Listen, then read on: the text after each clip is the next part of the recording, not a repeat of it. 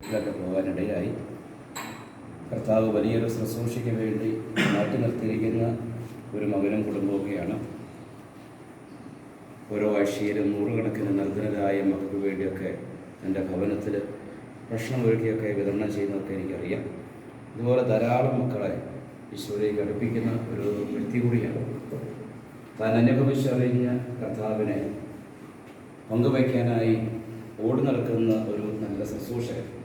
ഈ മകന് വേണ്ടി പ്രത്യേകം നമുക്ക് പ്രാർത്ഥിക്കാം. ചെറുപ്പത്തിലൊക്കെ ഒത്തിരിയേറെ കഷ്ടപ്പെട്ട് ബുദ്ധിമുട്ടൊക്കെ വളർന്നു വന്ന വ്യക്തിയാണ്.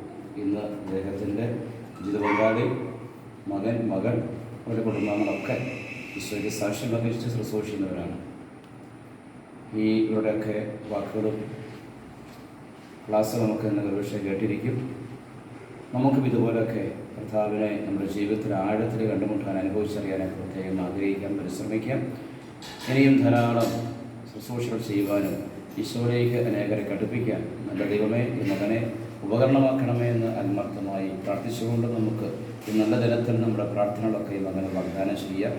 നമുക്ക് സന്തോഷത്തോടെ ജന്മദിനത്തിൻ്റെ എല്ലാ ആശംസകളും നമുക്ക് നേരാം.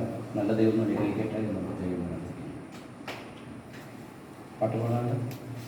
Happy birthday to you, happy birthday to you, happy birthday to dear Simon, happy birthday to U.